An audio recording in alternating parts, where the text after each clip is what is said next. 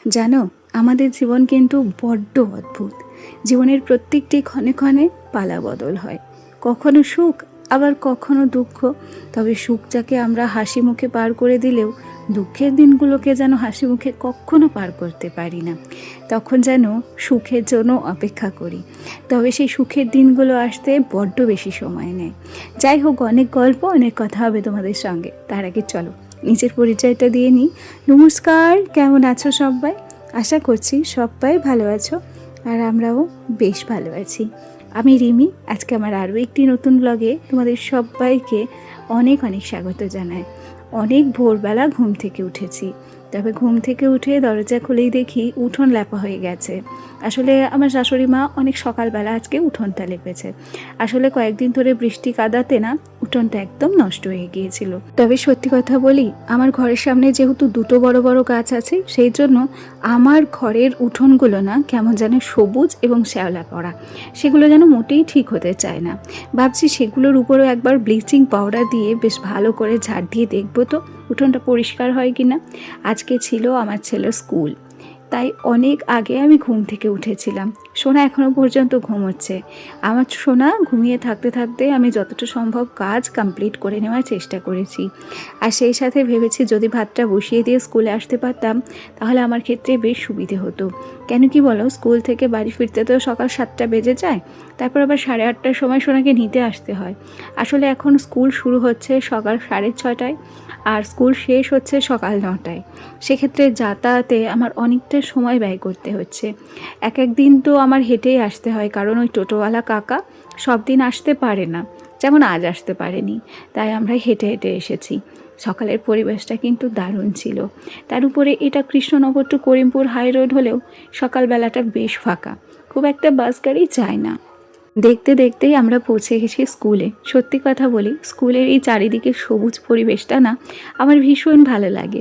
আমি মাঝে মাঝে বলি যে স্কুলটা যদি তদারকি করতে আমাকে রাখতো, আমি নিজের মতো রান্না বান্না করতাম, একটা ঘর সাজিয়ে রাখতাম, আর এই সবুজ পরিবেশের মধ্যে ব্লগিং করতাম। আমার কিন্তু বেশ ভালো লাগে। স্কুলে এসে দেখলাম বেলি ফুল ফুটেছে। আবার সেই ছোটোবেলার কথা মনে পড়ে গেল। জানো, আমরা যখন ছোট্ট ছিলাম আমাদের বাড়ির একদম পাশের বাড়িতে কি দারুণ বেলি ফুল ফুটতো, আর তখন রাত্রে যা সুন্দর গন্ধ বেরোতো ধারণার বাইরে। তখন কিন্তু আমাদের বাড়িতে কারেন্ট ছিল না, তখন চারিদিকে এত হই হুল্লোড় চেঁচামেচি ছিল না। জ্যোৎস্নার আলোতে আমরা খেলা করতাম, আর সেই সাথে বেলি ফুলের গন্ধ বেরোতো। সেই পরিবেশটা যেন একদমই অন্যরকম ছিল, যেটা নিয়মের সাথে সাথে কালের সঙ্গে সঙ্গে হারিয়ে গেছে। গল্প করতে করতে চলে এলাম বাড়ি। আজকে একটু নিয়ে এসেছিলাম বাজার থেকে মাংস, বেশ কয়েকদিন মাংস খাওয়া হয়নি সেই জন্য। আর তারপর এসে হাঁড়িতে আমি ভাত বসিয়ে দিয়েছি, আর এদিকে মাংসটাও ধুয়ে ম্যারিনেট করে রেখেছি মশলা দিয়ে। বেশ খানিকটা সময়ই মাংসটা মাখিয়ে নিয়েছিলাম, আর সেই সাথে অফ ক্যামেরায় অনেক কাজই কমপ্লিট করা হয়েছিল। আসলে কি, এই কদিন হাতে তো সময় একদমই কম, সেই জন্য একটা তরকারির বেশি আর আমি করতে পারবো না।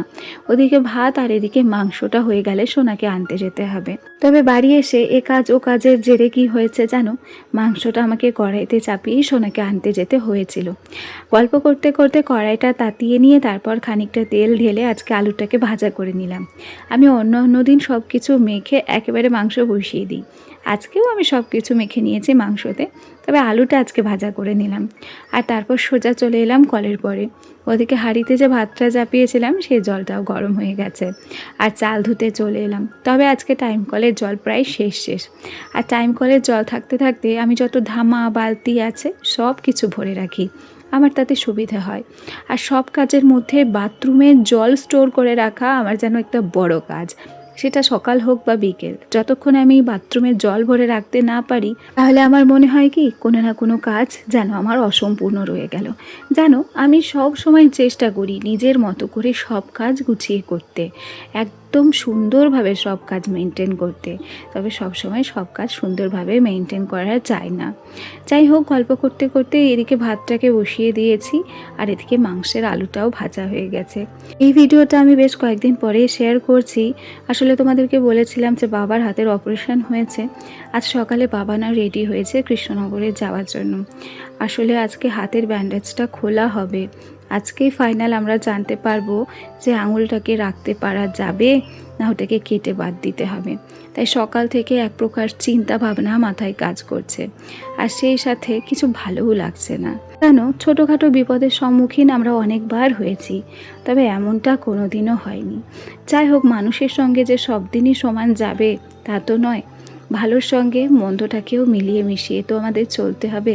জীবনে শুধুমাত্র আমরা সুখ ভোগ করব, শুধুমাত্র শান্তি ভোগ করব, তাও তো হয় না। সব কিছু মিলিয়েই জীবনটাকে উপভোগ করতে হয়।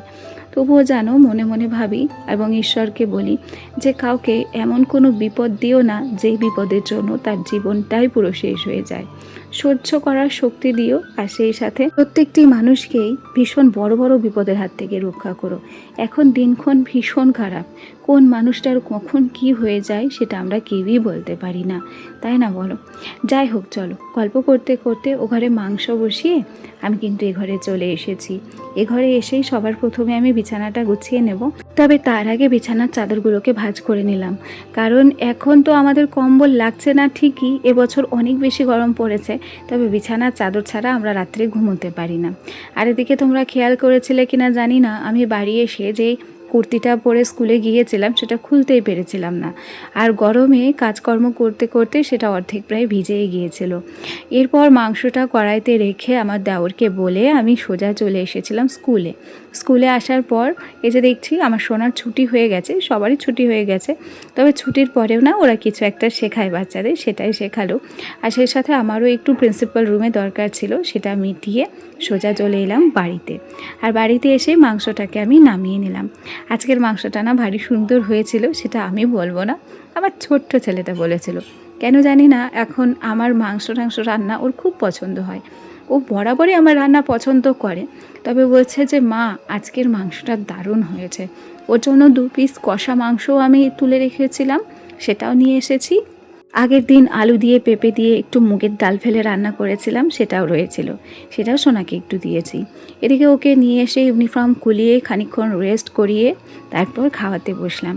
এরপর রয়েছে এক গাদা কাজ, কারণ বিছানাটা ভেবেছিলাম যে গুছিয়ে যাব, তবে গুছিয়ে যাওয়া হয়নি। গল্প করতে করতে সোনাকে খাইয়ে নিলাম, আর এখন সোজা চলে এসেছি কলের পরে খেয়াল করে দেখো ভীষণ পরিমাণে রোদ উঠেছে। আর আজকে না অন্যান্য দিনের তুলনায় থালা বাসনগুলোও অনেক বেশি হয়েছে, তবে কিছু করার নেই, রোদকে উপেক্ষা করে সংসারের কাজগুলো করতে হবে। সোনার আবার পড়া আছে 11:30-12টার দিকে, ওকেও রেডি করতে হবে। ঝটপট করে এখন থালা বাসনগুলো ধুয়ে মেজে নিয়ে তারপর ও ঘরে যাব, সোনাকে স্নান করাবো এবং ওকে পড়াতে পাঠিয়ে দেব। আর ওকে পড়াতে পাঠিয়ে তখন নিজেও স্নান করে নেব, বাড়তি কাজগুলোও করে নেব। ব্যাস, আজকে সারাদিনের গল্প এখানেই শেষ হয়ে যাবে। সারাদিনের গল্প শেষ হবে বললেই কি আর শেষ হয় গো, সেই রাত পর্যন্ত চলতে থাকে। রাত 11টা 11:30 নিচে আর ঘুমই হয় না। চলো তবে আজ আসি, কাল আবার দেখা হবে, টাটা।